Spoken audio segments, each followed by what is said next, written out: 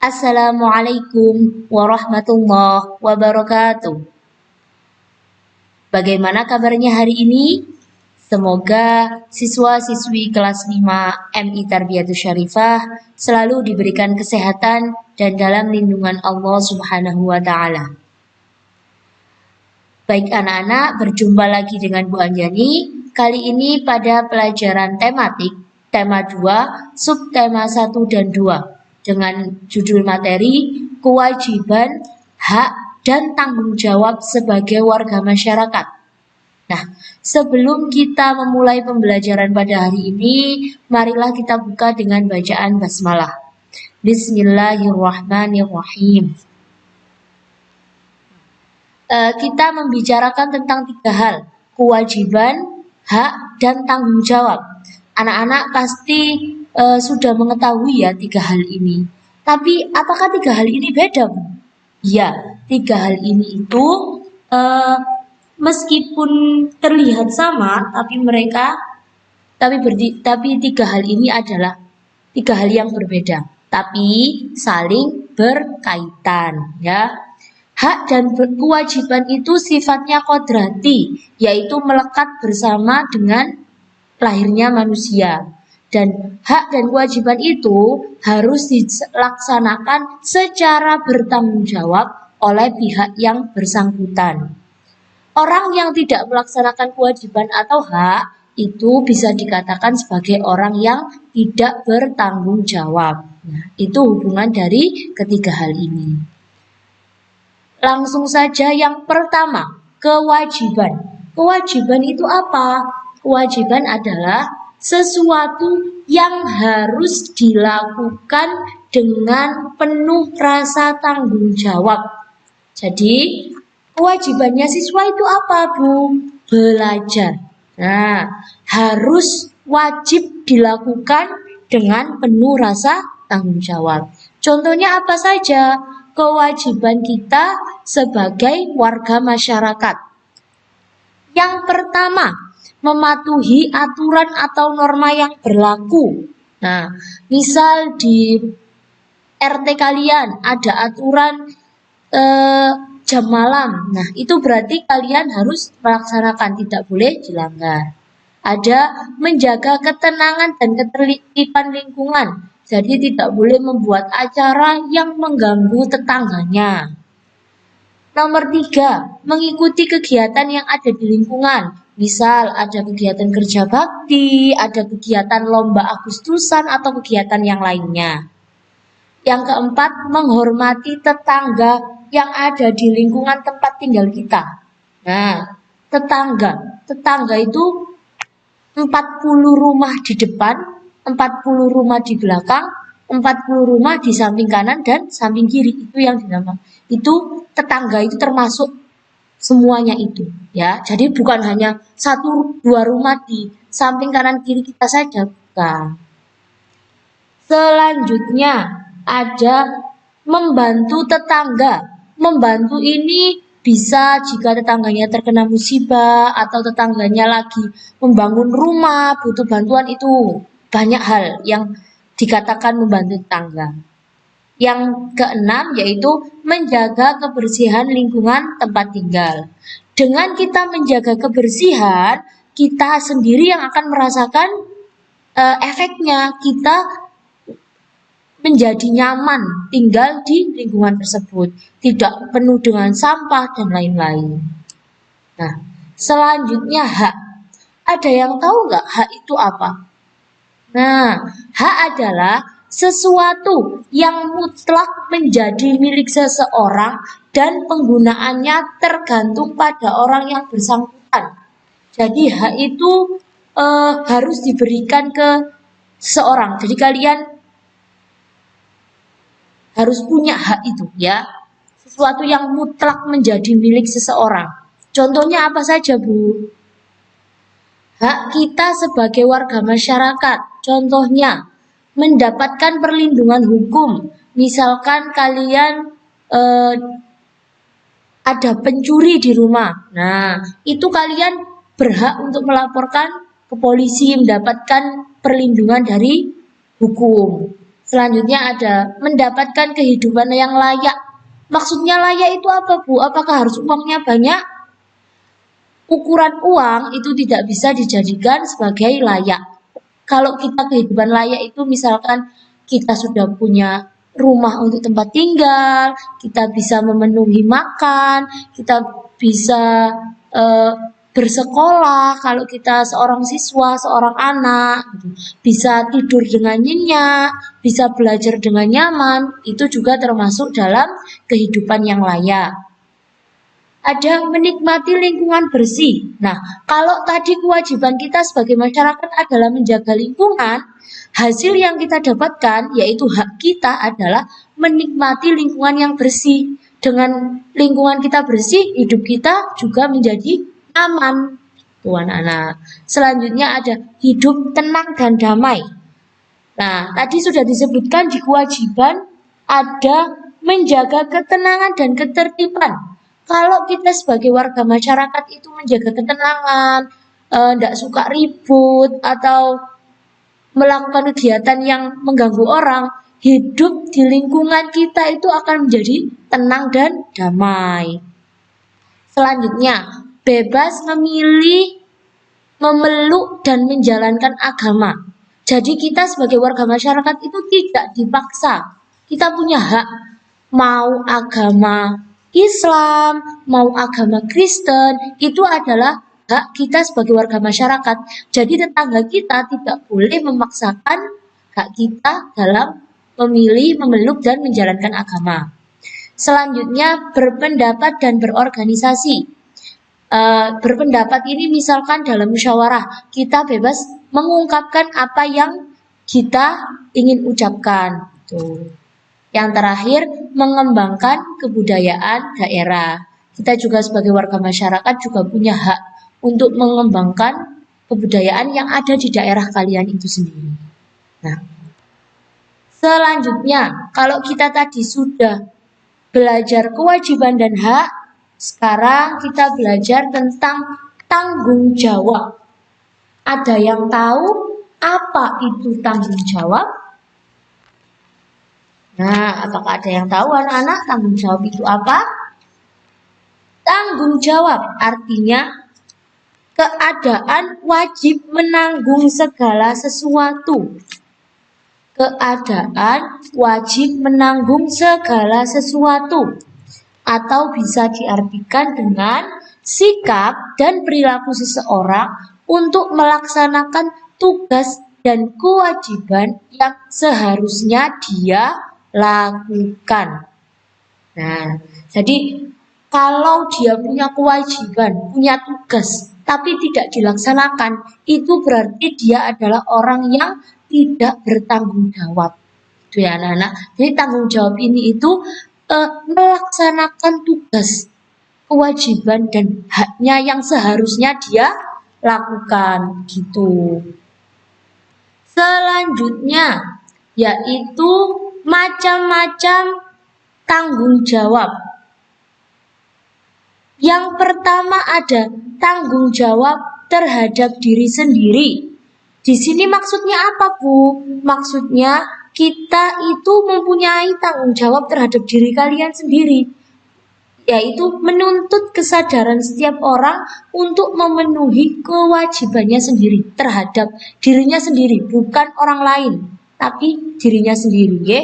Seperti di sini contohnya di gambarnya Bu Anjani ini ada tanggung jawab kita terhadap kebersihan kita sendiri. Nah, seperti itu. Merawat diri kita sendiri, kalau enggak juga kita mengerjakan PR. Nah, dengan misal kita punya PR, tapi di rumah tidak dikerjakan. Nah, sampai sekolah guru kita menghukum. Nah, kalian ya harus bertanggung jawab dengan apa yang sudah kalian lakukan. Kalau kalian tidak mengerjakan PR, berarti kalian siap untuk dihukum. Selanjutnya ada tanggung jawab terhadap keluarga. Nah, tanggung jawab terhadap keluarga ini itu menjadi tanggung jawab seluruh anggota keluarga, baik itu ayah, ibu, maupun anak. Nah, di sini contohnya seperti ayah kalian yang bekerja keras untuk menafkahi anggota keluarganya demi memenuhi kebutuhan seperti makan, terus juga sekolah kalian, seperti itu. Selanjutnya, tanggung jawab terhadap bangsa dan negara. Di sini, setiap orang yang tinggal dan menetap dalam sebuah negara itu akan terikat oleh aturan-aturan dan hukum dalam sebuah negara. Nah, kita sebagai individu warga negara hendaknya dapat mempertanggungjawabkan segala tindakan dan tingkah lakunya kepada bangsa dan negara. Contoh tanggung jawab kita itu tidak menjelekkan nama bangsa atau bahasanya itu mengharumkan nama bangsa. Salah satu contohnya seperti gambar yang disajikan Bu Anjani, ada anggota tim nasional bulu tangkis Indonesia yang berusaha mendapatkan emas untuk mengharumkan nama bangsa Indonesia. Gitu. Jadi tapi tidak harus dengan ikut kompetisi atau apa. Yang penting tidak menjelekkan nama Indonesia, gitu ya. Itu salah satu bentuk tanggung jawab kita terhadap bangsa dan negara. Selanjutnya tanggung jawab kita terhadap Tuhan. Nah, kita sebagai manusia itu yang menciptakan adalah Tuhan. Nah, Tuhan di sini itu berhubungan dengan agama. Jadi salah satu tanggung jawab kita itu pasti adalah beribadah menurut agama masing-masing. Kalau anak-anak MITS adalah beragama Islam, berarti tanggung jawab kita terhadap Tuhan itu seperti sholat, mengaji, berbakti kepada orang tua, dan lain sebagainya. Selanjutnya ada tanggung jawab terhadap masyarakat. Nah, yang kelima inilah nanti yang akan Bu Anjani jelaskan lebih dalam sesuai dengan judul kita yang awal tadi, kewajiban, hak, dan tanggung jawab kita sebagai warga masyarakat. Oke, langsung saja masuk ke tanggung jawab sebagai warga masyarakat. Itu artinya apa sih Bu?